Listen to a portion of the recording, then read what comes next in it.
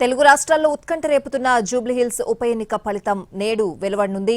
ఓట్ల లెక్కింపు కోసం యూసఫ్గూడలోని కోట్ల విజయభాస్కర్ రెడ్డి ఇండోర్ స్టేడియంలో ఏర్పాట్లు పూర్తి చేశారు ఎన్నికల సంఘం అధికారులు. ఉదయం 8 గంటల నుంచి ఓట్ల లెక్కింపు మొదలవుతుంది. మొదట పోస్టల్ బ్యాలెట్స్ ని లెక్కిస్తారు. తర్వాత ఈవీఎంల ఓట్ల లెక్కింపు మొదలు పెడతారు. జూబ్లీహిల్స్ నియోజకవర్గంలో మొత్తం 407 పోలింగ్ కేంద్రాలున్నాయి. ఓట్లను లెక్కించేందుకు 42 టేబుల్స్ ఏర్పాటు చేశారు. 10 రౌండ్లలో కౌంటింగ్ పూర్తవుతుంది. 186 మంది సిబ్బంది కౌంటింగ్ డ్యూటీలో పాల్గొంటున్నారు.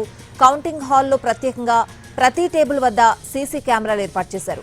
వీడియో రికార్డింగ్ ద్వారా ప్రత్యేక నిఘా ఉండేందుకు ఈ సీసీ కెమెరాలు ఏర్పాటు చేశారు. అంతేకాకుండా మైక్రో అబ్జర్వర్ అధికారులు కూడా కౌంటింగ్ ను పర్యవేక్షించనున్నారు. ఫలితాలను ఎప్పటికప్పుడు ఎలక్షన్ కమిషన్ వెబ్సైట్లో అప్లోడ్ చేయనుంది.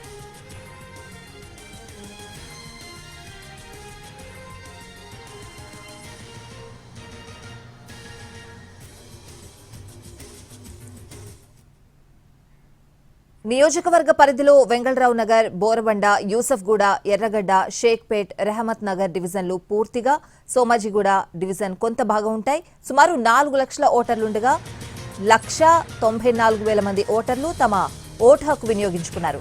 నియోజకవర్గంలోని 34 కేంద్రాల్లో 60% పైగా పోలింగ్ నమోదైంది. 192 కేంద్రాల్లో 50% మందికి పైగా ఓటు వేశారు. రెహమత్ నగర్ డివిజన్లోని 15 కేంద్రాల్లో 40,610 మంది, బోరబండ డివిజన్లోని 13 కేంద్రాల్లో 28,507 మంది, ఎర్రగడ్డలోని 3 కేంద్రాల్లో 30,365 మంది ఓటు వేశారు. వెంగళరావు నగర్లో ఒకచోట 60%కి పైగా పోలింగ్ నమోదైంది. ఈ పోలింగ్ కేంద్రంలో 25,195 మంది, షేక్పేట్లోని 31,182 మంది, శ్రీనగర్ కాలనీలో 14,553 మంది, యూసఫ్గూడలో 24,219 మంది ఓటు హక్కు వినియోగించుకున్నారు.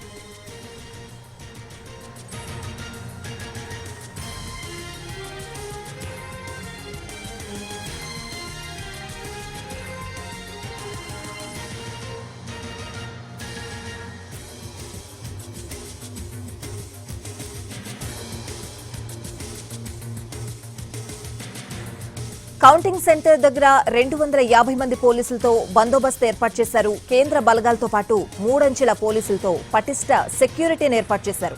15 ప్లాటూన్ల సిబ్బందిని రప్పిస్తున్నారు. కౌంటింగ్ సెంటర్ పరిసరాల్లో 144 సెక్షన్ అమల్లో ఉంటుంది.